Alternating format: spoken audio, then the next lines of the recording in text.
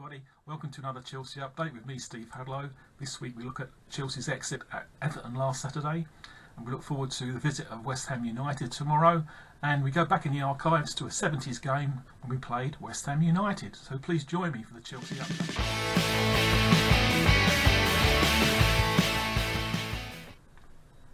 Hi everybody, it's Steve again, trying to do another Chelsea update. Thanks for watching. If you're one of the people who actually do tune in regularly, I appreciate it. This week, as I said, we look at the exit at Everton last week, and tomorrow's game at the Bridge against West Ham United. So let's get started. I put up on the old screen the team we put out against Everton last week. They didn't exactly do us proud, I don't think, but here they are.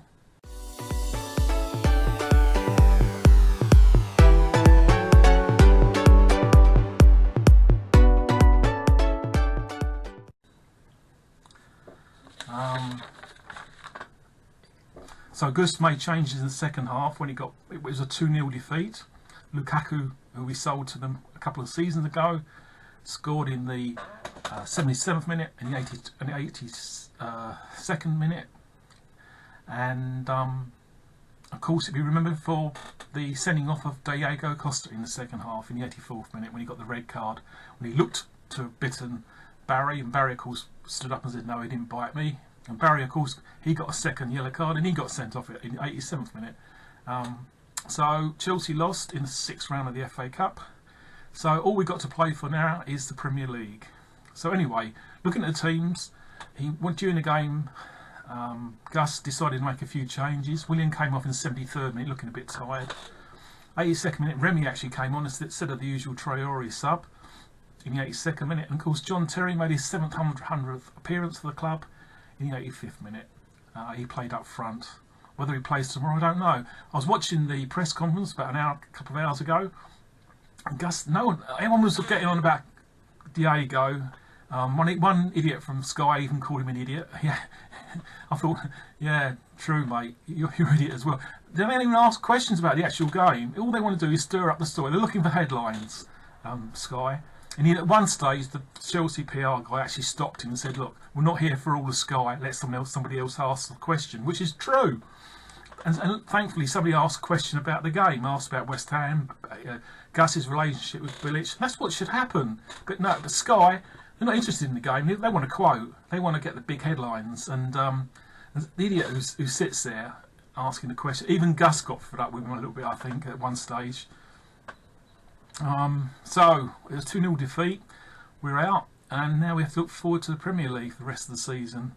As we know, Costa's suspended, or got one game suspension. They reckon it's 2 at the moment.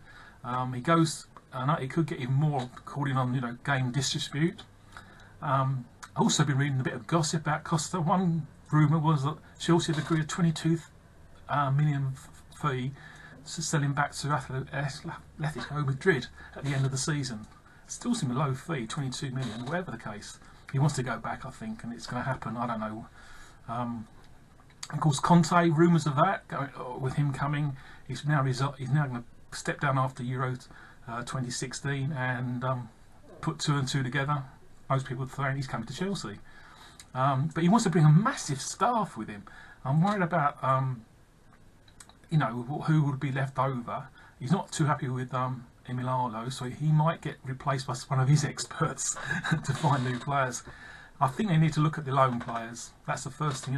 Will he understand the loan players we got at the moment?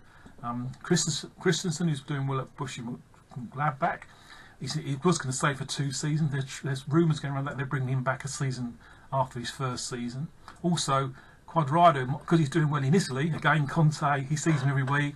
He thinks he might do a job for us next season. And because Hazard, he's out tomorrow. Gus has said that today. Quadrado could be like a ready-made replacement. Chelsea might not spend big. They may start to say, look at bring some of the youth players through. We'll have to wait and see. On talking of the youth players, there's the FA Cup semi-final tonight. It's the first leg for the youth team, and they're away at Blackburn. And ITV4, if you're in the UK, are showing it at 7:30. So I suggest you watch that. It'll be worth doing. So shall we move on to I've covered most in the West Ham on the Everton game. It was a disappointing performance. I forgot to mention the stats, silly me. I'll just quickly run down 40 possessions. Everton 43, Chelsea 57. Didn't make much difference, did it? Shots 8 for Everton, 5 for Chelsea. On target, would you believe? 3 for Everton, only 1 for Chelsea. One on target during the whole 90 minutes.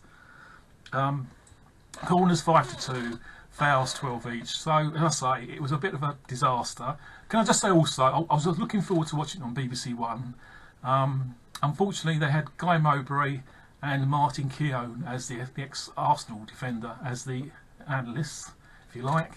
And they both started going off punching out stats. Now, you know, like me, I put a few stats up here. I'm not, you know, aghast of stats. But unfortunately, it's getting worse and worse. Rather than, you know, one commentates and one analyses, Keown decided to chuck out his stats as well during that. So after 10 minutes, I actually tweeted Gary Lineker, I know it sounds silly. Actually, I said, after 10 minutes, I'm fed up, I'm turning the sound down. And I did, I turned the sound down. It ruined the match for me. I watched the game, even though it wasn't a great game for Chelsea. It ruined it for me. There's too many stats. Both of them want to lose the stat. I mean, Steve Wilson, the other Match Day commentator, he was not relegated, but he actually did the radio commentary for BBC 5 Live. So you had a choice on Friday night with the Crystal Palace and Reading game. You could listen to the TV one or you could listen to the radio one. I listened to the radio one, and Steve Wilson was really good this time on radio. Because why? Because he had to describe the action. Also, Andy Townsend was on, and at one stage, when there was an injury, they talked about Michael Hector, how youth players should get a chance in the Championship. So it was interesting, and as I say, he had to describe the action. He couldn't just sit, because he was doing radio, like he wasn't doing TV. He had to describe what's going on in the pitch. People like Jonathan Pearce, and you know, it goes way back to Motson, I know, but you know, people like Jonathan Pearce, they go overboard with facts. He ruined the women's, you know, coverage for me with his stupid facts. I said that last week. So that's my moan of the week. Commentators, particularly BBC commentators at the moment. So let's move on to West Ham, shall we? What I thought I'd do, just for a change, is have a look at a past game. I've done this once before, and it's a 70s game that I actually went to. It shows how old I am, getting on a bit I am. So the game we're going to look at is actually the 25th of March 1972. Here's the actual teams, both sides, who turned out on the caption. Have a look.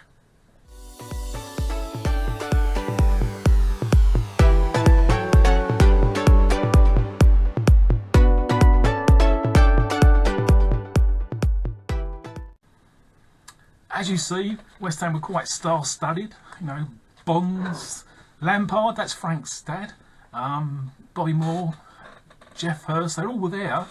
And it was an interesting game. Chelsea actually won 3-1. And we were going for a pretty bad patch at the time. Someone said it had four defeats before that we had or something.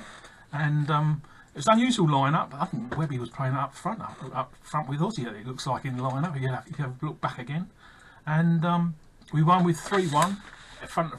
Oscar's got a goal, his 30th goal of the season in the 39th minute. Paddy Mulligan, who there was a benefit for recently, I believe, he got a goal in the 64th minute. And in the 83rd minute, Johnny Hollins scored a goal to make it 3-0. And right in the end, right at the death, Clive Best got a late consolation goal for West Ham in the 90th minute. So 3-1 win for Chelsea. Hoping we can do that tomorrow. West Ham are in a really good position, as you see in the league, up to 5th at the moment. And we need the win. So let's hope that Chelsea, as Gus has said, Costa won't play, Hazard won't play. He says he'll probably put the youth players in after the next international break. So there's this game, then we've got the international break. So we'll wait and see what Gus does there. He's not making any promises. He just said some of the younger players may get a chance. They all ask about Falcao again on the papers because they've heard that he's nearly match fit. Gus again said he won't commit. He said again after the international break, Falcao may be ready to be for team selection. Peso again, a bit vague on. People said he's going back. We're going to send him back to Corinthians straight away. He said no to the actual question. He wasn't going back, but come after the international break, we'll perhaps get a clearer picture. So good luck to the Blues at the Bridge tomorrow. It's a 3 o'clock kick-off. A London derby. That's what Chelsea fans perhaps need to stir the old blood up again, and hopefully we can pull out a win. So until next time, if you can, tick the like button if you're watching on YouTube, and if you can also subscribe. I mean, I'm just a Chelsea fan, having my usual moans and groans or praises or whatever. What about JT? He came on the 7th appearance. You know, it was a 5-minute appearance, but that's JT. He gave what he did in the 5 minutes, but he plays tomorrow. No one asked him that at the press conference. You know, it's strange. You have a press conference, you ask who's not playing. Sky, as I said before, looking for the big story, and they didn't get it. So until next time, it's a weekly vlog, if you want to call it. Please join me, Steve's Chelsea Update, here in YouTube. So until next time, up the Chelsea. Come on, Chelsea, let's do it. Let's get 3 more points, move up the league. Cheers, everybody, and thanks for watching.